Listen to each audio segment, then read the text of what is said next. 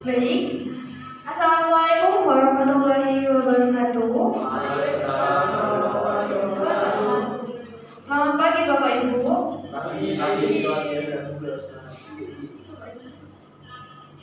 Baik, perkenalkan, saya Alivia Azizatul Zudia dari Universitas Erlangga. Di sini saya akan melakukan penyuluhan tentang hipertensi. Baik, Bapak Ibu sekalian, ada yang tahu nggak hipertensi itu apa? Ya, sebelum melakukan penyuluhan, saya akan membagikan brosur dulu, ya.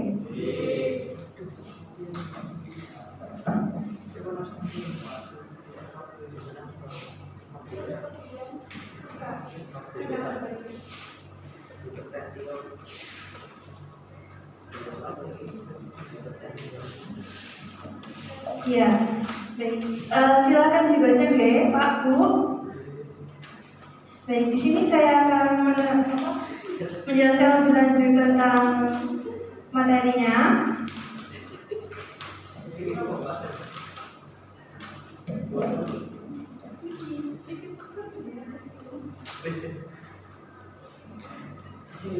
Baik, Bapak Ibu.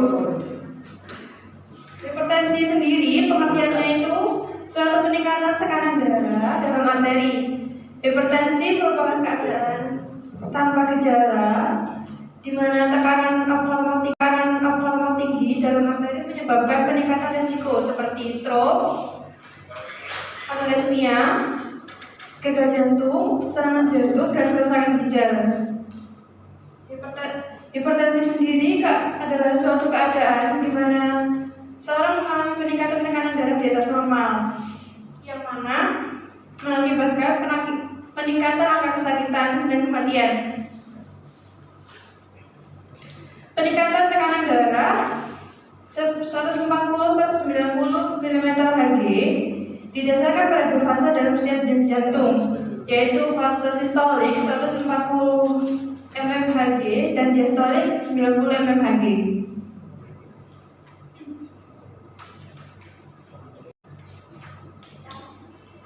Baik, klasifikasi hipertensi sendiri Bapak Ibu dibedakan menjadi 4. Untuk yang normal, sistoliknya itu di bawah 120 dan diastoliknya di bawah 80.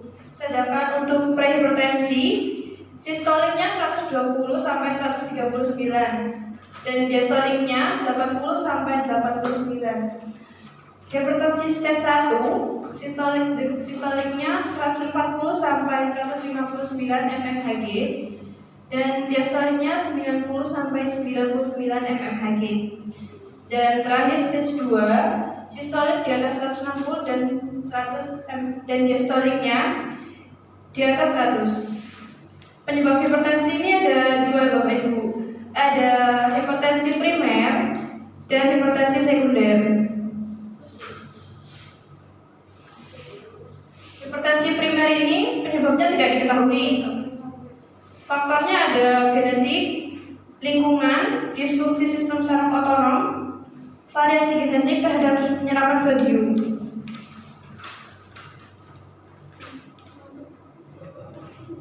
Dan hipertensi sekunder itu diketahui penyebabnya seperti kelainan ginjal, kelainan hormon seperti diabetes, pil KB, kelainan saraf, dan obat-obatan.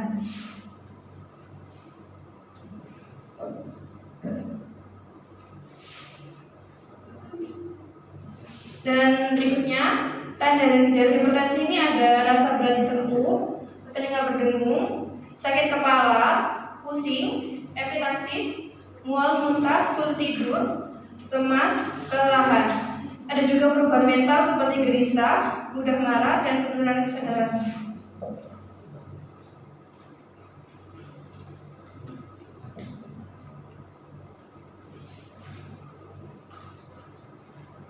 Untuk pengobatan hipertensi sendiri ada dibagi menjadi dua, yaitu dari farmakologis dengan obat atau dengan non farmakologis dengan tanpa obat, ya.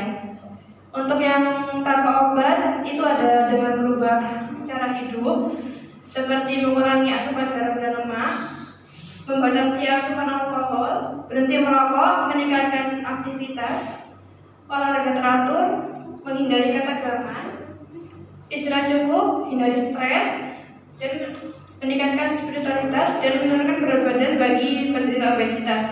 Sedangkan untuk terapi farmakologisnya atau obatnya itu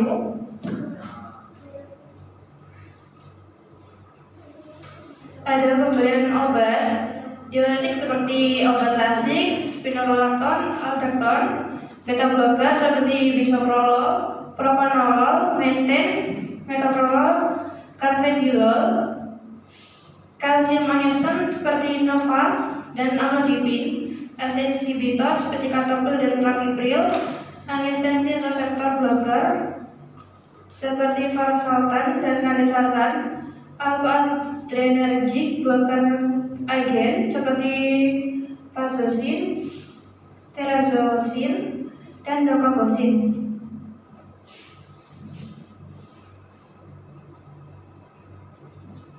Baik, ada yang ditanyakan Bapak Ibu?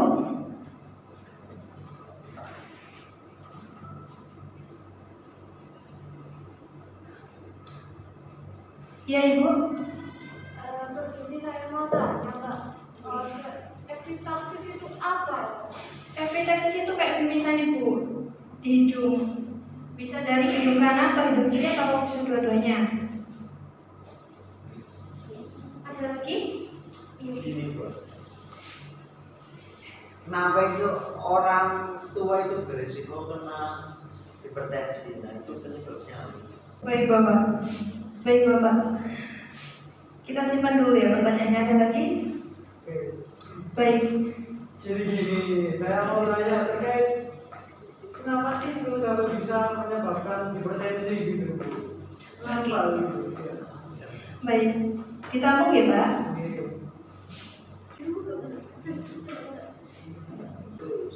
Baik. Kenapa kok orang tua itu resiko hipertensinya tinggi? Karena di tubuhnya itu ada belas permainan. Semakin bertambah usia, sistem vaskuler seorang itu mengalami perubahan. Di pembuluh darah terjadi pengurangan elastis di arteri. Jadi pembuluh darahnya itu lebih kaku. Jadi tekanan darahnya itu lebih mudah untuk meningkat. Begitu Bapak. Apakah menjawab Bapak? Alhamdulillah. Baik. Jadi ya. Selanjutnya ada pertanyaan dari Bapak Ilyas. Ini, Sepertinya lancar ya Pak. Pemahamannya tentang KB ya. ini dulu, ekstrim dulu, mata itu. Terus setelah minum jadi hipertensi nih, ini tak sekali nih.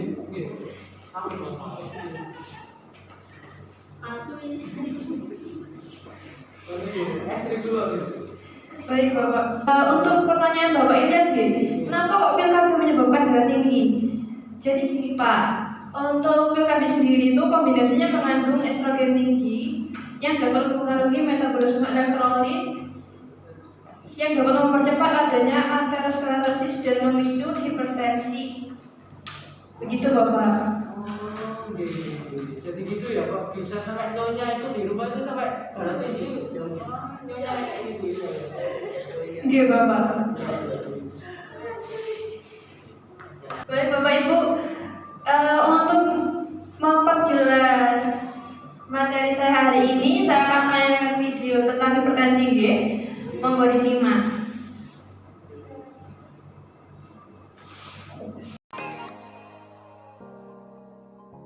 Assalamualaikum warahmatullahi wabarakatuh. Om Swastiastu, Namo Buddhaya, salam kebajikan bagi kita semua. Mari kita bersama mencegah dan menangani hipertensi. Dengan dosen pembimbing lapangan yang terhormat Bapak Dr. Ian Sofian, SSI, APT, MSI, dan kelompok mahasiswa yang beranggotakan Lutfi Nadif Naufal Manggala, Kapela Kesya, Siti Sofia Syahrudin, Mila Lailatul Zulfa, dan Larasati.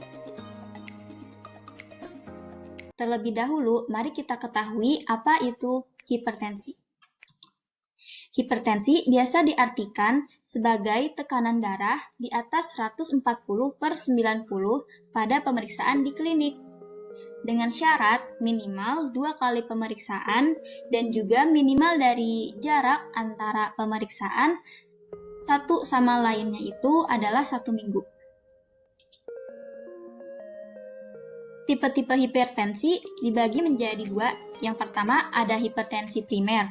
Hipertensi primer yaitu hipertensi yang terjadi tanpa disertai penyakit lain. Sedangkan yang kedua ada hipertensi sekunder, yaitu hipertensi yang disebabkan oleh penyakit lain. Untuk klasifikasi dari hipertensi digolongkan menjadi beberapa kategori. Untuk kategori optimal, memiliki tekanan kurang dari 120 per kurang dari 80. Sedangkan untuk kategori normal, dari 120 sampai 129 per 80 sampai 84. Untuk kategori normal ke tinggi, dari 130 sampai 139 per 85 sampai 89.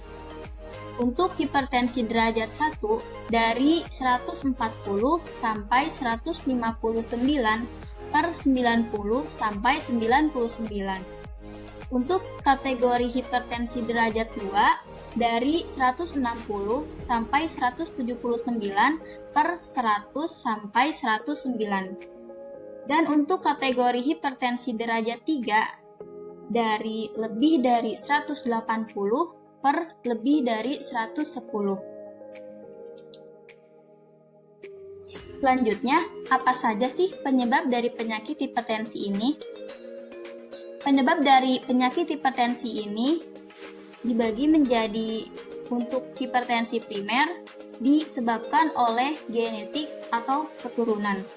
Sedangkan untuk hipertensi sekunder biasanya disebabkan oleh beberapa penyebab, yaitu ada gangguan ginjal, yaitu gangguan dari pengeluaran air pada tubuh, kemudian gangguan hormon, di mana adanya peningkatan hormon tertentu, dan juga sleep apnea, yaitu sesak napas saat tidur, serta kehamilan, adanya janin yang berkembang.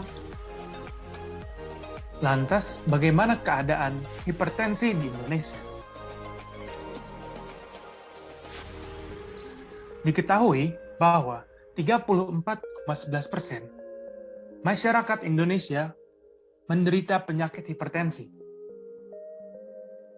Dengan Provinsi Jawa Barat merupakan provinsi dengan angka hipertensi tertinggi, yaitu sebanyak 121.163 penduduk dewasa Jawa Barat terdiagnosis hipertensi. Dan hanya 10% dari total pasien di Jawa Barat yang menggunakan obat untuk menangani hipertensi, yaitu sebanyak 12.480 jiwa yang rutin meminum obat hipertensi. Kemudian, Kabupaten Pangandaran sendiri merupakan kabupaten kelima tertinggi di antara kabupaten dan kota lainnya di Jawa Barat yang menderita penyakit hipertensi, dengan prevalensi hipertensi sebesar 81%. Selanjutnya, kita akan mengetahui faktor-faktor risiko dari hipertensi itu sendiri.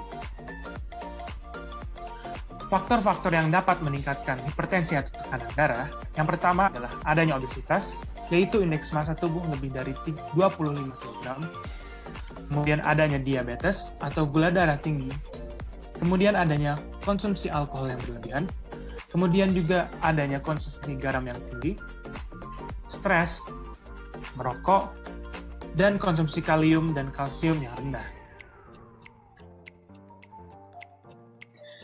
Selanjutnya, untuk mencegah penyakit hipertensi ini, kita dapat memodifikasi gaya hidup kita.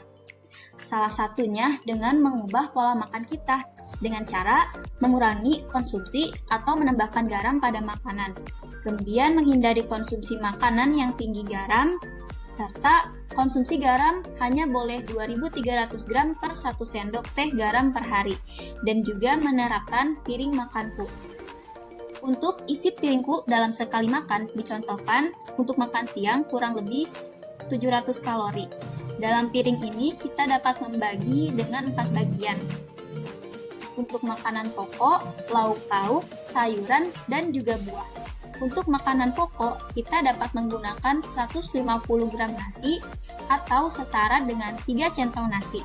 Kita juga dapat mengubahnya menjadi 3 buah sedang dari kentang atau dapat diubah juga menjadi 1,5 gelas dari mie kering.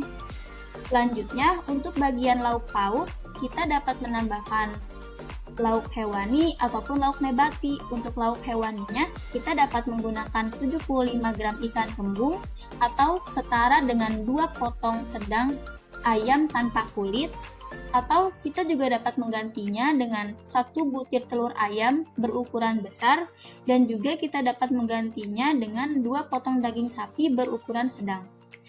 Kita juga dapat menggunakan lauk nabati dengan 100 gram dari tahu atau setara dengan 2 potong tempe berukuran sedang. Untuk bagian sayuran, kita dapat menggunakan 1 mangkok sedang sayuran atau seukuran dengan 150 gram. Kemudian untuk bagian buah, kita dapat menggunakan 150 gram pepaya atau setara dengan 2 potong sedang dari buah pepaya, atau kita juga dapat mengubahnya menjadi 2 buah jeruk sedang atau 1 buah kecil dari pisang Ambon. Cara pencegahan lainnya, kita juga dapat melakukan aktivitas fisik seperti berjalan kaki sejauh 3 km. Kita juga dapat melakukan olahraga dalam waktu 30 menit per harinya. Aktivitas fisik ini dianjurkan 5 kali dalam seminggu kita lakukan. Dan yang lainnya, kita dapat mencegah penyakit hipertensi itu dengan cara tidak merokok dan menghindari asap rokok dari orang yang merokok. Kemudian menjaga berat badan ideal dan juga mengurangi konsumsi alkohol. Selanjutnya, untuk gejala dari penyakit hipertensi ini, yang pertama adalah sakit kepala ketika bangun tidur di pagi hari. Kemudian adanya mimisan, detak jantung terasa tidak normal, kemudian adanya suara berdengung di telinga, lalu penglihatan terasa buram, dan juga adanya gejala yang lebih parah seperti lelah, kemudian mual, muntah, gelisah, dan rasa sakit di dada, serta tremor. Selanjutnya, kita akan membahas mengenai komplikasi dari hipertensi itu sendiri. Perlu halnya kita membahas apa-apa saja komplikasi dari penyakit hipertensi, seperti adanya gangguan pada jantung dan pembuluh darah yang menyebabkan penyakit jantung koroner, pembesaran jantung, serangan jantung hingga gagalnya jantung. Kemudian adanya stroke, yaitu penyumbatan atau pecahnya pembuluh darah di otak. Yang kemudian ada juga pecah pembuluh darah besar. Ini merupakan komplikasi dari penyakit hipertensi. Selanjutnya juga ada gagal ginjal, di mana ginjal berfungsi untuk menyaring darah. Gagal ginjal menyebabkan ginjal akan kesulitan untuk menyaring darah dan mengeluarkan zat tidak diperlukan tubuh. Kemudian ada juga gangguan pada mata, yang mana gangguan ini dapat mengganggu penglihatan dan dapat menyebabkan kebutaan. Kemudian yang terakhir adalah disfungsi seksual. Selanjutnya kita akan membahas mengenai obat-obat hipertensi. Obat-obat seperti apa saja yang harus kita konsumsi? Yang pertama ada lini pertama, yaitu kombinasi dari 2 obat, di mana terdapat kombinasi dari ACE inhibitor atau ARB yang dikombinasikan dengan CCB atau diuretik. Yang kemudian di lini kedua kita akan menggunakan kombinasi dari 3 obat yang dikombinasikan menjadi 1, yaitu kombinasi antara ACE inhibitor atau ARB dengan CCB juga diuretik. Adapun kegunaan dari ACE inhibitor itu sendiri ialah bekerja dengan cara menghambat produksi hormon angiotensin, yaitu hormon yang dapat menyempitkan pembuluh darah. Dengan obat ini, otot dinding pembuluh darah akan menjadi rileks dan sedikit melebar, sehingga tekanan pada pembuluh darah berkurang. Contoh dari ACE inhibitor ini adalah captopril, enalapril, lisinopril, perindopril, dan ramipril. Adapun efek samping dari obat ini, yaitu batuk kering, sakit kepala, dan ruam pada kulit. Dan juga perlu diingat bahwa obat ini dapat meningkatkan risiko terjadinya kelainan atau cacat janin jika dikonsumsi oleh ibu hamil. Jadi hati-hati untuk mengonsumsi ACE inhibitor ini. Selanjutnya ada ARB atau angiotensin 2 receptor blocker. ARB ini bekerja dengan cara menghalangi kerja hormon angiotensin yang menyempitkan pembuluh darah sehingga pembuluh darah bisa melebar agar sirkulasi darah berjalan lancar sekaligus menurunkan tekanan darah. Biasanya, dokter akan meresepkan obat ini kepada penderita hipertensi yang tidak cocok dengan golongan ACE inhibitor. Contoh dari ARB ini adalah candesartan, irbesartan, losartan, olmesartan, dan valsartan. Adapun efek samping dari angiotensin 2 reseptor blocker ini, yaitu seperti pusing, sakit kepala, dan peningkatan risiko kematian janin bila dikonsumsi oleh ibu hamil. Dan yang terakhir adalah CCB atau calcium channel blocker. Kalsium adalah mineral yang berperan dalam meningkatkan kekuatan otot jantung dan pembuluh darah. CCB ini bekerja dengan cara menghambat jalan masuk kalsium ke dalam otot jantung dan dinding pembuluh darah, sehingga membuat sel-sel jantung dan pembuluh darah otot mengendur dan rileks, yang mana efek ini membuat tekanan darah menurun. Contoh dari CCB atau calcium channel blocker ini adalah amlodipin, nicardipin, dithiazem, verapamil, dan nifedipin. Adapun efek samping dari obat ini yaitu sakit kepala, kaki bengkak, dada berdebar, dan sebagainya. Selanjutnya, apa saja sih yang perlu kita perhatikan apabila kita memiliki penyakit hipertensi? Kita perlu mengetahui jenis-jenis makanan yang boleh dikonsumsi dan juga yang tidak boleh dikonsumsi. Untuk jenis makanan yang boleh dikonsumsi, yang pertama karbohidrat seperti biji-bijian. Yang kedua, protein hewani seperti ikan, unggas, daging putih, putih telur, dan juga susu rendah atau bebas lemak. Yang ketiga, protein nabati seperti kacang-kacangan, serta polongan, dan hasil olahan lainnya. Yang keempat, sumber vitamin dan mineral seperti sayur dan buah-buahan segar. Yang kelima, makanan yang memiliki kadar kalium yang tinggi, kalsium, magnesium, dan juga omega 3. Selanjutnya, jenis makanan yang tidak boleh dikonsumsi. Yang pertama, ada makanan yang berkadar lemak jenuh tinggi, seperti otak, ginjal, paru-paru, minyak kelapa, dan juga gaji. Kemudian yang kedua, makanan olahan yang menggunakan garam natrium. Contohnya itu seperti biskuit, cracker, keripik, dan juga makanan kering yang asin. Yang ketiga, makanan dan minuman dalam kaleng, seperti sarden, sosis, kornet, sayuran, serta buah-buahan dalam kaleng, dan juga soft drink. Yang keempat, makanan yang diawetkan, contohnya seperti dendeng, asinan sayur atau buah, abon, ikan asin, kemudian pindang, udang kering, telur asin, dan juga selai kacang. Yang kelima, susu full cream, seperti mentega, margarin, keju mayones, daging merah dari sapi atau kambing, kuning telur, dan juga kulit ayam. Yang keenam, bumbu masakan, seperti kecap, terasi, saus tomat, saus sambal, dan tauco, serta bumbu penyedap lainnya yang mengandung garam natrium. Yang ketujuh, alkohol, contohnya seperti durian dan tape yang mengandung alkohol. Lantas, bahan makanan apa saja yang boleh dikonsumsi dan yang harus dihindarkan? Yang pertama ada karbohidrat. Yang diperbolehkan untuk dikonsumsi adalah nasi, kentang, bihun, tepung beras, terigu, maizena, hangkuin, ubi, dan singkong.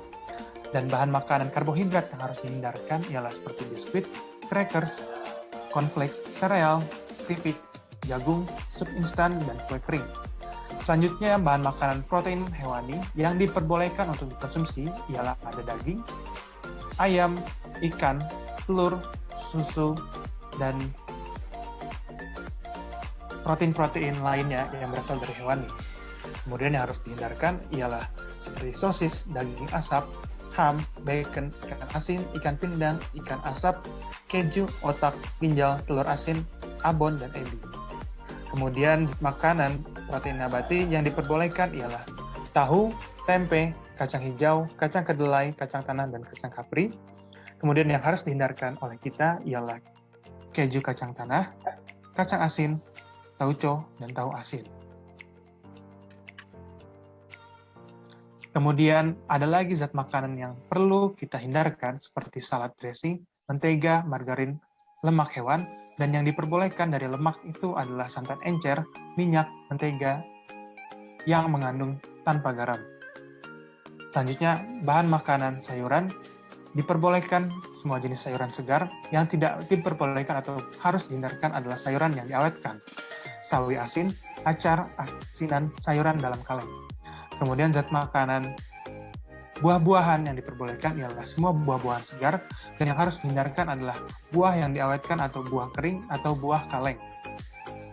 Mengenai bumbu-bumbu yang diperbolehkan ialah semua bumbu dapur, dan yang harus dihindarkan ialah seperti garam dapur, MSG, kecap, saus tomat botol, saus cabai, pengempuk daging, terasi, soda kue, petis, dan saus tiram. Selanjutnya minuman yang perlu kita hindarkan ialah coklat, kafein, dan alkohol.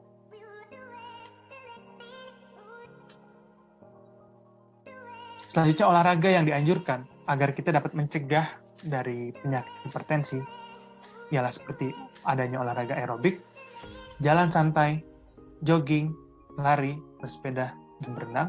Kemudian adanya olahraga rileks seperti halnya yoga dan meditasi.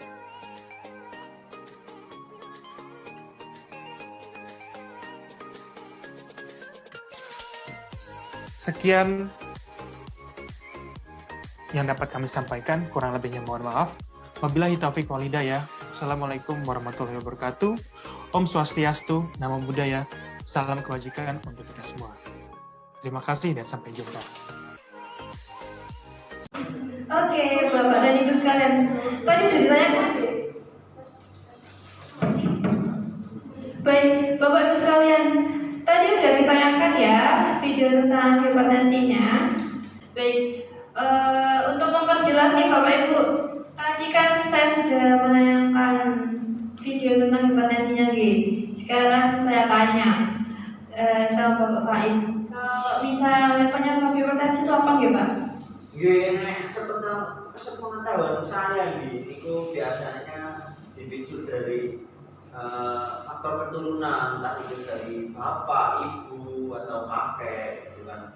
Merupakan salah satu penyebab dari hipertensi itu sendiri. Terus yang kedua, pola hidup tidak sehat itu kan biasanya mengkonsumsi alkohol yang berlebihan, terus rokok dan lain sebagainya. Sudah sih, yang saya tahu itu hanya 2 itu saja. Mungkin nanti diperjelas lagi sama panjenengan selaku materi. Sudah itu saja. Baik Bapak, terima kasih atas jawabannya. Terus saya mau tanya nih sama ibu yang cantik sendiri di sini. Ibu, untuk obat hipertensi ada apa saja Ibu? Saya sih ada furosemid, captopril, dan juga amlodipine. Baik, bagus sekali Ibu, terima kasih atas jawabannya Berarti Ibu ini menyimak sekali tadi ya saya tentang penayang videonya.